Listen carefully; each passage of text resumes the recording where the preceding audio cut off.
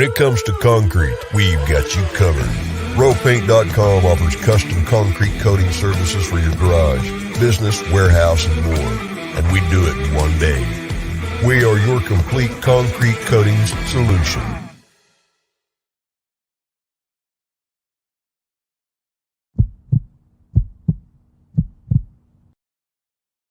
This is Bronco Nation News Live. The best interviews, the most informed opinions, the latest breaking news, all from the top Boise State insiders.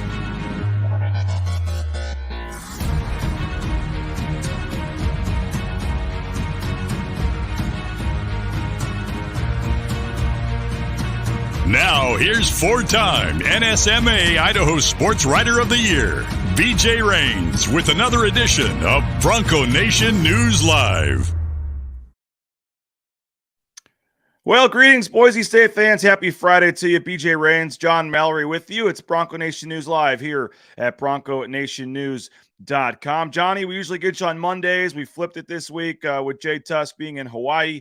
And we're stuck back here in Boise, but we're getting some good weather this week, so it's not a fair trade-off. But appreciate you switching days, man, coming on Friday this week. Yeah, this was great, man. I woke up, I was like, I'm used to this BJ hit being on a Monday. You're slowly creeping into the office. You got a case of the Mondays already. Not the case today, man. It's Friday. Got a heck of a weekend coming up. Excited. We got a new NBA champ. Idaho Sports Talk can have some fun today. But first, kick off the day correctly, talking with you about Boise State. Thanks again for having me on. And yeah, no problem. I'll switch Monday for a Friday any day of the week, bro. Well, maybe football season, we'll have to have that discussion. We'll see. But no, looking forward to it today. And then I'll join you guys at 4 o'clock today as we'll do our Bronco Nation News segment during KTIK. I know you guys are giving away another chance at touchdowns for tickets. Is this the final day today as well? 3 more opportunities to become the next Boise State football season ticket holder. Yeah, we'll qualify 3 more today potentially. And then at about 5:30-ish tonight, we picked the one lucky new season ticket holder out of the hat. And what a way for that person to kick off their weekend, right? On a Friday night, you find out you become a Boise State season ticket holder. Yeah, if that doesn't start a party, BJ, I don't know what does. Yeah, so Father's Day edition coming up 3 to 6 today with Johnny Prater and JP, Idaho Sports Talk with Prater in the ball game. So make sure you're checking that out.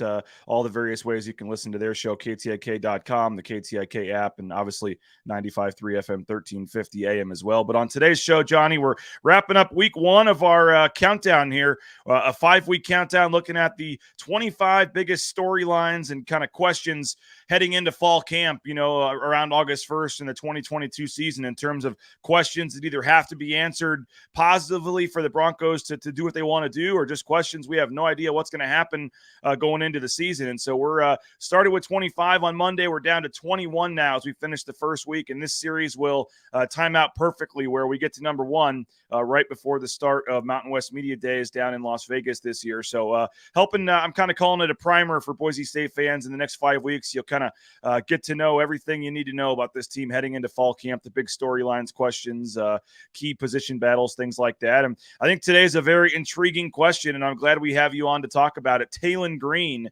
the backup quarterback, reserve quarterback. We saw him a little bit last year as a true freshman. He stayed under the 4 games so he could redshirt. But the question basically is, what role will Taylen Green have in this offense, and will he even be the backup quarterback going into 2022? So I guess just broadly, how do you respond to the question about Taylen Green?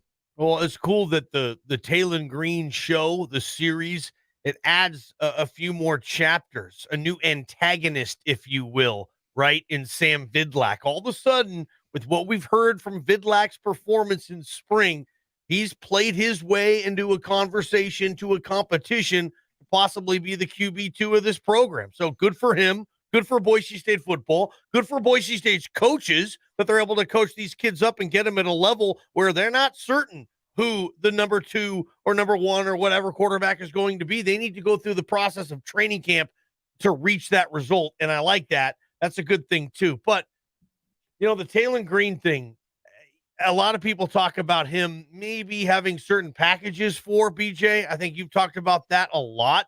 I guess I'll flip it back to you and I'll answer on that. Like, do you think Taylen Green has some type of role? I'm not sure the significance of which, but where you're used to seeing him, oh, there's Taylen Green out again for a play or maybe a series. Oh, I mean, is that like something that you're going to see with some type of frequency? Taylen Green quarterbacking this team this season in bit parts. Well, I'll answer that in a second, but I do want to remind folks we want to hear from them as well on social media, giving away a free round of golf at Timberstone today. So if you have a comment on Taylen Green, a question about Taylen Green, what do you make of Taylen Green's chances of having a role in this offense and how the Broncos you think will use him this year in 2022 and whether or not he does beat out Sam Vidlak for the backup QB and maybe long-term too, which we'll get into, Johnny, how this decision impacts Taylen Green's future at Boise State and how long he sticks around. I mean, is Taylen Green the starting quarterback in 3 years, or is he, playing at Texas Tech or something? I mean, let us know on the YouTube and the Facebook pages. We cannot take your questions on Twitter, but if you're on YouTube or Facebook, both the KTIK pages and the Bronco Nation news pages, and we'll get you on there for a free round of golf at Timberstone. I'm going to die on that hill this year, Johnny. I could be dead wrong, and I may be, but that's one of my bullish predictions for 2022 is that Taylen Green is going to have some sort of role on this offense. I think I've set the over-under at 3.5 plays per game. I think that's a very interesting number, but I do. I think last year you saw what he could do. A little birdie that from inside the program told me that recently they did their off-season testing of the the players on the team in terms of their speed. And I think I brought this up on the show before, whether it be the radio or here, but Taylen Green is the second fastest player on the entire team behind Austin Bolt. So you have Austin Bolt, the second fastest player on the entire team is Taylen Green. I just think he can do some things for you. I don't know if it'll be a full, Brett Rippon, Montel Cozart type thing where Cozart got a full series, the third series of every game, and then they kind of just worked him in there. But when you got a guy with his speed and his athleticism and his potential, I mean, we saw he came in and surprised us all when he came in against Fresno State last year and had a 17-yard carry on the first play. And you're like, okay, there's something here. Now, of course, he got sacked on the next 2 plays because he didn't get rid of the ball. And so you take the good with the bad there. But I think last year they wanted to keep him less than 4 games so they could redshirt him. I don't think they wanted to kind of mess up things too much, with what was going on. But I think this year, another offseason to kind of tinker with that package and that stuff. And now you have no, worry about how many games he plays in. There's no redshirting you're trying to worry about. I just think that he's too valuable. And I do wonder what if anything has to do with trying to keep him happy so he doesn't transfer. I think that's in this day and age with the transfer portal, I think that's a fair thing to wonder as well. But I could be dead wrong. I'm often dead wrong, and I hear about it on social media all the time. I probably, I very easily could be wrong on this, Johnny, but I'm one of my bullish predictions for the 2022 season is I really do think Taylen Green is going to be a factor. Am I crazy? No, I think they might try to factor that in. A lot of the reasons you suggested, even coming down to, hey, we need to keep this kid happy. We need to keep this kid maybe focused or committed. Maybe that's going to be the case. Maybe you get the best version of him as a backup quarterback when he knows he's going to get in the game and he's going to have an opportunity to make some plays. You made me think a little bit about the spring game too, because they don't let the quarterbacks run in that thing, and they're so quick to blow the whistle. But there were a couple opportunities I remember watching the spring game where if this is just full go, 100%, this could be like a 40 or 50-yard run for Taylen Green getting out on the outside. And I wanted to see that. Maybe they see that in practice. We don't see that in the spring game, right? But I'm not a supporter of the whole, hey, let's give the really athletic quarterback a series here or a play here or there. I think it messes up with some of the rhythm sometimes, BJ.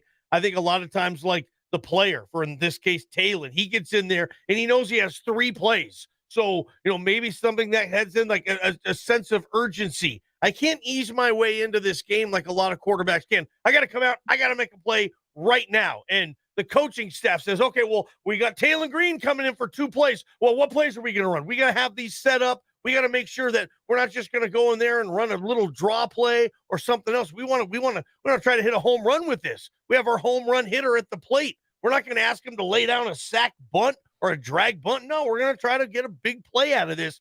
Sometimes I think that can mess up just with the vibe and the consistency, cohesiveness of an offense. But, maybe if these guys are smart about it and they know what plays, obviously they do, they're going to put Taylen Green in for and maybe not go there, try to swing too hard at the fences, just maybe try to let the game play out a little bit. To me, BJ, a lot of times when I see this, I feel like it doesn't work more than it works. But who knows, man? If this guy is such a difference maker as an athlete, I totally get being on a coaching staff and thinking, hey, we got to get this guy on the field.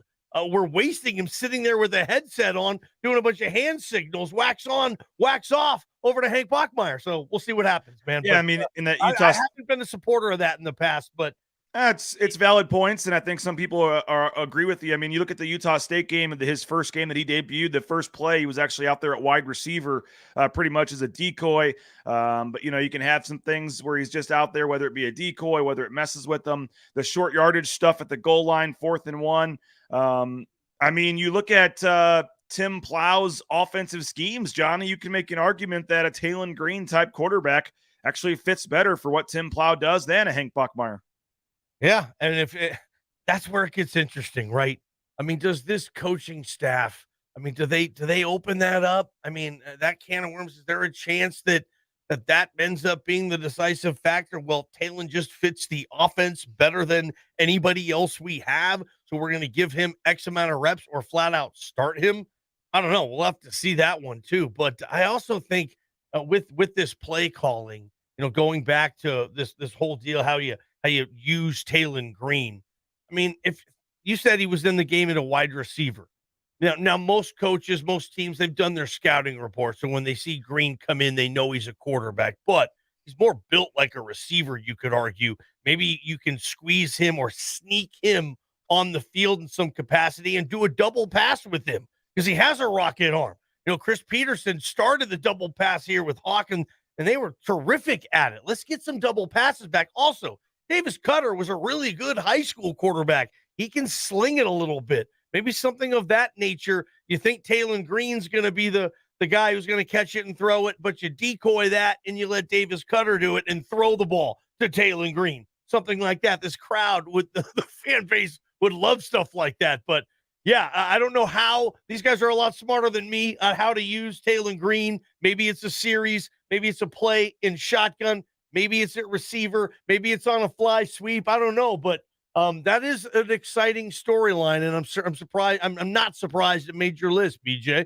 Yeah, a lot of interesting comments, questions coming in here. Dayton says, wild idea. Any chance we see Hank and Taylen in a Wildcat package on the field at the same time? Yeah, like I said, I think they're going to tinker and do all kinds of stuff with Taylen Green because as you're talking about, Johnny, you put him at receiver, you make teams worry just for that split second about the double pass. And that's why, teams run plays like one time just so defenses have to spend 5 minutes in practice every day that week preparing for. I mean, that's just how crazy football coaches are. So they may run a play in week 2, knowing that for week 7, San Diego State has to worry about the fact that Taylen Green might line up at wide receiver. I mean, they have to account for that stuff. And so whether it's a decoy or a real thing, yeah, I do think there's a chance you see stuff like that. And, Perry says Green is green, but he definitely needs to get on the field. Chad says speed kills, baby. Need that man on the field. Kurt Blake going as far as to say, give me Taylen Green over Hank. Not sure I'd go that far at this point, but, Taylen should have a Hedrick type package this year where we aren't worried about a red shirt. He's going to take the over 3.5 plays per game. We got worry about Taylen's throwing, but man, he's just too athletic to not have some packages for him. And there's obviously some criticism for Bachmeier too. Need a QB to come through in critical situations. Bachmeier is horrible in critical situations. Not sure I'd go that far. But I don't know, Johnny. Again, I could be wrong on this. But I just feel like, I feel like that they're going to find a way to get him in there somehow. Maybe it's 4th and 1, goal line. Maybe it's widen up as a receiver, being a total decoy and nothing happens and the ball's not thrown his way and that's it. But I just see Taylen Green being on this field. But I think the broader question is, I think we all assumed, during last season, he'll be the number 2 quarterback next year. Well, then they bring in Sam Vidlak, which I think might have surprised some people. And then Sam Vidlak, and I'll admit, I thought he was kind of a camp arm, just a veteran guy, young guy they brought in. I wasn't expecting a lot out of him other than Oregon State. He didn't have a ton of very good offers, a lot of Big Sky schools. And then he comes in spring and looked very impressive by all accounts. And the coaches talked very highly of Sam Vidlak. Where are you, on that storyline? Because that's a big offseason storyline is, who's QB2 next year, Vidlak or Green? Yeah, I like that. I'll start with QB1. Hank getting the comments that you're certainly used to reading about on Bronco Nation News, BJ. Hank's going to prove a lot of people right this year, or he's going to prove a lot of people wrong this year. And if he has a terrific year, he's going to prove a lot of these people wrong. And if he doesn't, and he has a good, solid Hank year, and they win 8 games and go to a bowl game, and yay, a lot of people are there going to say that this team could have been better at that position. So this is such an interesting year for Hank as well. But yeah, guys get better, right? And I think that's where Sam Vidlak is. He works on his game, works on his craft. He's getting better, and he's getting the most out of his ability, and that's showing. He's picking up the concepts of this offense. He gets it. I think he's more mobile than Hank, not near as mobile as Taylen, but I think you've seen his arm. We've all seen it in the spring practice. He was throwing the ball with just as much zip, velocity, and accuracy I saw as Taylen Green or Hank Bachmeier. He was right there. You couldn't really tell. Like a lot of times when you watch all 5 or 6 quarterbacks work out, you can tell the top 2, it just looks and feels different the way they get rid of the ball. And Sam Vidlak was in that neighborhood of it, just looks different. So, yeah, going to be interesting, right? And what's Tim Plow, Andy Avalos have to lose here by not playing Green over Vidlak or nothing? They need to win games, man. They don't want to be 7-5 anymore. The best player for this offense is going to be QB2, whether it's Vidlak or Taylen Green. Now, Taylen Green obviously is the favorite. Everybody wants to see what this guy can do. People I think are going to be disappointed even if they announce that Sam Vidlak's the number 2 quarterback on this team. Hopefully they would get over that disappointment and just trust their coaching staff saying this guy gives you the second best chance to win at quarterback. And maybe they use Taylen in other packages. Taylen Green needs to win this gig, though, if you ask me. Taylen Green needs to say, no, I've been here. I was the right decision. I am the guy. And I'm going to be running this show for several years, hopefully, beginning with next season. So I get it. You're going to recruit other quarterbacks. This is Boise State. You're going to recruit talented kids to come in there. And I get it as Taylen Green. I accept that. But they're not going to be better than me. And they're not going to give the dimensions that I can add to this offense that maybe we haven't seen a Boise State quarterback have since Grant Hedrick, where he's going to run for 700 yards and 8 touchdowns in a season.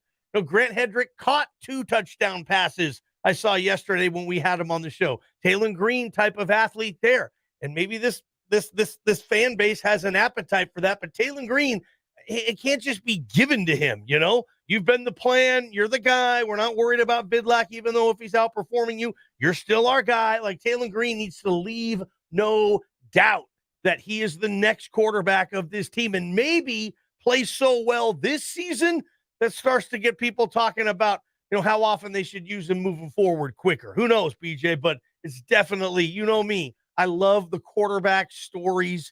They drive sports radio. You can't get the QB1 controversy this year, so you're going to be all over QB2.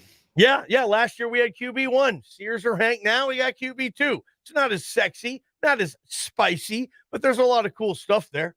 For sure. I mentioned trying to keep Taylen Green happy, and Perry chimes in, is he that good that we need to keep him happy? Yeah, we don't know. Thanks, Sorensen. We don't know. You yahoo. Love you. Yeah, I do think that's part of this, though, Johnny. I mean, Taylen Green, we were there at Pro Day, dude. Dude had NFL scouts turning their heads.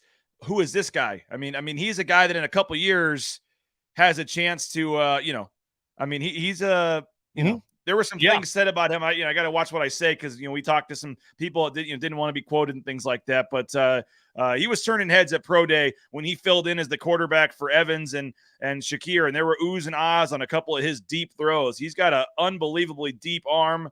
on the deep ball. And it shows you the confidence and the investment that this program, that Khalil Shakir especially, was able to say, oh, Hank can't throw for whatever reason. Yeah, give me Taylen Green. I'm good with it. Tim Plow, I'm good with it. All this stuff. Like, if you had a kid, yeah, he's got a live arm, but he's not ready. You're not going to have that kid warm up and work out Khalil Shakir, who is an investment with this program, now wanting him to get drafted and drafted as well as he can, right? And look as good as he can on these workouts. So that level of confidence, giving Taylen Green that opportunity, yeah, run with it, Taylen. Use it to get better and leave no doubt. And yeah, this is going to be a fun story, BJ. I'm already excited about it. And it's June, whatever. Well, 17th, JP? Chad chimes in. You can say it messes with the rhythm, but couldn't you say the same thing about messing up the defense's rhythm? So you don't like the rhythm it messes with Bachmeier taking him out, but what do you think of just the? I just feel like when we see these situations, like, okay, let's get the QB2 in with a lot of ability. Everybody's waiting to see him. He's going to get a quick series or just one play. He's in shotgun. He's going to do some type of It's just, I feel like they get up there and everybody's like, okay, the pressure's just on because it's a one-play deal. And you're just, I think everybody who's viewing it, the fans, the offense, the defense, both coaching staffs, like, okay, what's going to happen here? This is going to be a different, but let's all be on our toes here because also we got the backup quarterback in shotgun. What are they going to do here? And to me, a lot of times it's a lot more bark than it is bite in those situations. You end up kind of, okay, that play didn't do much. Why didn't we just run a normal play that we've ran before? It works, and we have our quarterback who's been a 4-year starter, and they're executing it. Sure, why wouldn't that be the percentage you play there? There's a lot of factors that go into it, BJ. Now, 3 quarterbacks transferred this past season from the Boise State roster: Jack Sears, Colton Fitzgerald, and Andy Peters. Every year, it seems like 1 or 2 quarterbacks transfer. They get the long-term starter. The other guys see they're not going to play for a couple of years, and they move on. I mean, there's a long list. If you go back since I've been here in 9 years, I think there's like 15, 16 quarterbacks that have transferred from Boise State. So it happens. You want to bring in the best guy you can. You're not going to keep 5 4-star quarterbacks on the roster at a school like Boise State. It just doesn't happen.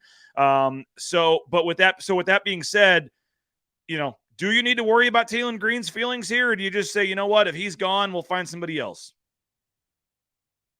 I don't know what those feelings would be, and if he's going to come and say, hey, because I don't think that conversation is going to happen until next year. If he loses out on QB2 and they name Sam Vidlac QB2 and Taylen Green barely sees the field this year, and he's now going into his 3rd year of college, and he's going into the offseason at number 2 on the depth chart to a dude they brought in after he had already been here.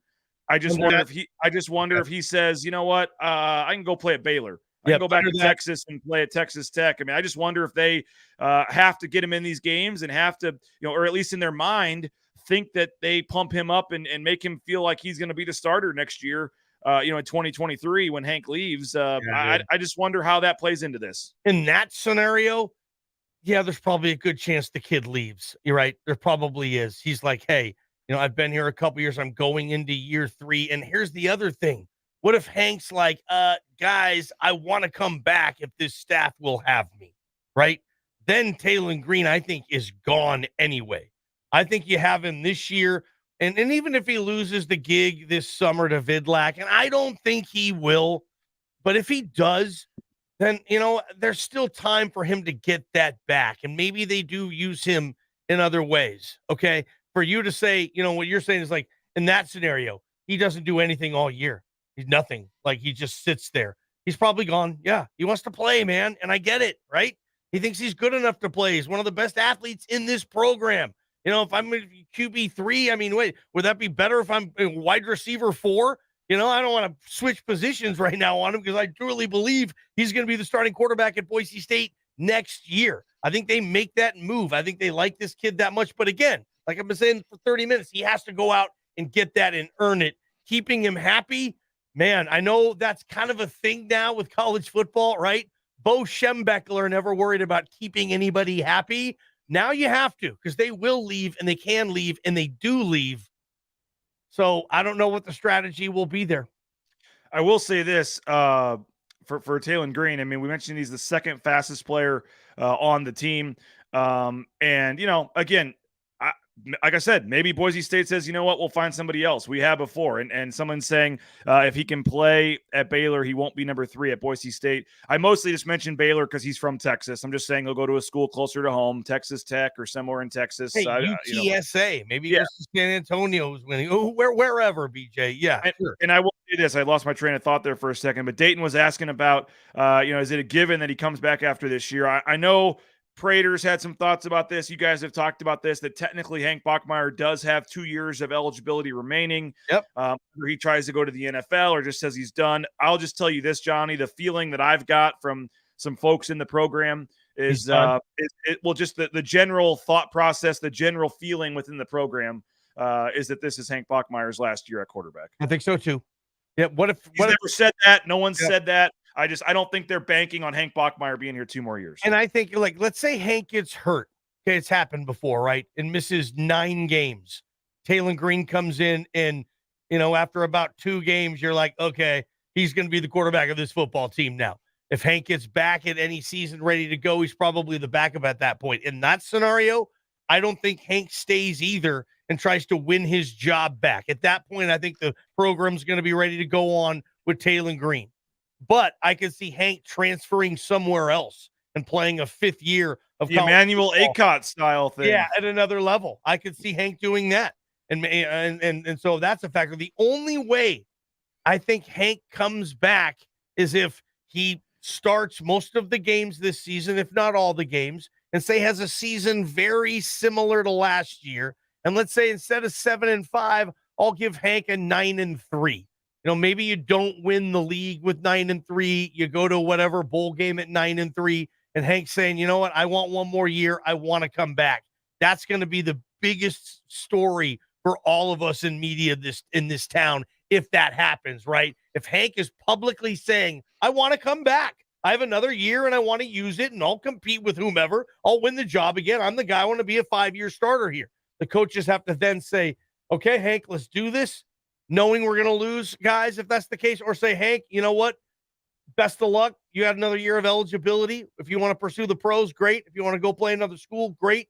But we're going to move forward with Taylen Green and whomever else. If that comes to that, obviously a hypothetical scenario there, but that will be something that will be a big time story in this town. Well, like I said, the general consensus from folks I've talked to is that folks believe and are planning for this to be Hank Bachmeier's last season, even though he's never said that. I'll tell you what, Johnny, sometimes, you say, okay, we got to do these 30-minute shows and we're stretching for topics or trying to make it go.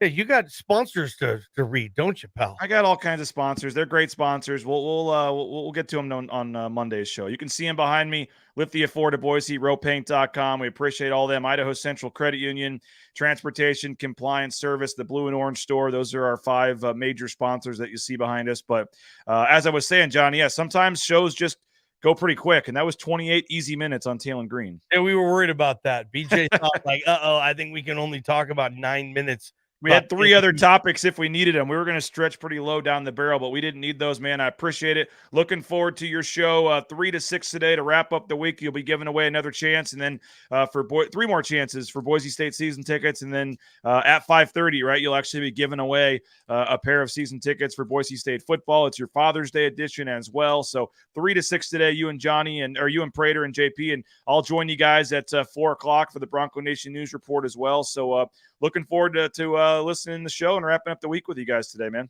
Appreciate you having me on a Friday. Again, feels weird. Usually I'm the Monday guy kicking off the week. Here, I'm wrapping it up. I love it, man. Good stuff, BJ. Thanks for having me on. Yeah, appreciate it. We'll talk to you guys at 4 o'clock. There he is, John Mallory. My name is BJ Rains. This has been Bronco Nation News Live. You can read all about our discussion at bronconationnews.com, and we'll talk to you guys on Monday. Bronco Nation News, bronconationnews.com. At ICCU, to make a difference, it takes just one connection. A friendly face, an open ear, a helping hand. And then something amazing happens. We find out that we're better together. This is what Idaho Central does in our communities every day. We help our members with the small things and big dreams. This is what believing in you is all about. Idaho Central Credit Union, looking after your daily balance.